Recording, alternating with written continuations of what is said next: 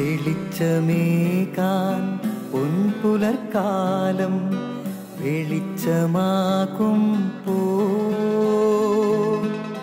നുറുങ്ങുവെട്ടം പക്ഷിപരാഗം തെളിച്ചു കാട്ടും പോ വരുന്നു ദൈവം മനസ്സിനുള്ളിൽ തിളക്കമേകിടാൻ തരുന്നു ധ്യാന പ്രകാശമാർക്കും വിളക്ക് വയ്ക്കുമ്പോൾ നുറുങ്ങുവെട്ടം ഇറങ്ങിടട്ടെ ഹൃദന്തമെല്ലാം യുഗപ്രകാശത്താൽ മറഞ്ഞിടട്ടെ മനാന്ധകാരം യുഗപ്രസാദത്താൽ നുറുങ്ങുവെട്ടം.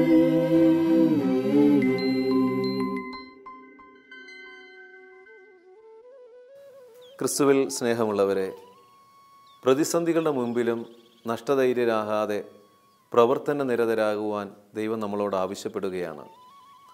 എല്ലാം ശരിയായിട്ട് പ്രവർത്തിക്കാൻ ആരംഭിക്കാമെന്ന് കരുതിയാൽ നമ്മളൊന്നും ഒരിടത്തും എത്താത്ത അവസ്ഥയിൽ എത്തിച്ചേരാൻ സാധ്യതയുണ്ട്. മത്സ്യത്തൊഴിലാളി കടൽക്കരയിൽ വന്ന് നിൽക്കുകയാണ്.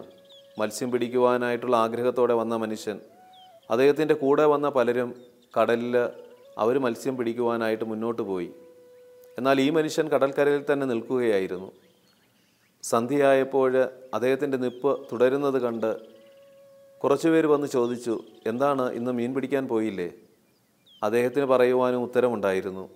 അദ്ദേഹം പറഞ്ഞു, ഈ തിരമാലകളൊക്കെ ഒന്ന് ശാന്തമായിട്ട് കടലിൽ പോകാമെന്ന് കരുതിയിരുന്നതാ, സമയം വളരെ വൈകിപ്പോയി.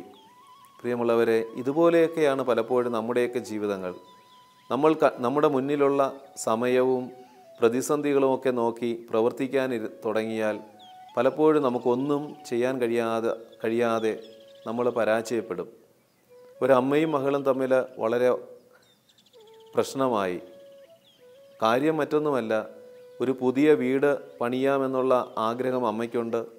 അതിനുവേണ്ടി അമ്മ കുറച്ച് പൈസയൊക്കെ സ്വരൂപിച്ചു കൂട്ടി പണി തുടങ്ങാമെന്നുള്ള തീരുമാനത്തിലെത്തിയപ്പോൾ മകള് അതിന് ശക്തമായി എതിർപ്പ് പ്രകടിപ്പിക്കുകയാണ്. ഈ ഒരു പ്രശ്നത്തിൻ്റെ നടുവിലാണ് എന്നെ അവർ വിളിച്ചത്. ഞാൻ അവിടെ ചെന്നപ്പോൾ ആ മകൾക്ക് പറയാനുള്ളത്, അച്ഛാ, ഇപ്പോൾ നല്ല സമയമല്ല, വീട് പണിയാനുള്ള സമയമല്ല ഇത് എന്ന് എൻ്റെ ഒരു സുഹൃത്ത് എന്നോട് പറഞ്ഞു. അതുകൊണ്ടാണ് അച്ഛാ ഞാനിത് എതിർക്കുന്നത്. അമ്മയ്ക്ക് ഇതിലൊന്നും വിശ്വാസമില്ലാത്തത് കൊണ്ട്, കാരണം നല്ലൊരു കാര്യം ചെയ്യണം. കാരണം എത്ര നാൾ ഈ ഭൂമിയിൽ ഇങ്ങനെ ജീവിക്കും? ഒരു വീടില്ലാതെ, സ്വന്തമായൊരു ഭവനമില്ലാതെ എത്ര നാൾ അലയും? ഈ ഒരു നൊമ്പരമാണ് അമ്മയ്ക്കുള്ളത്.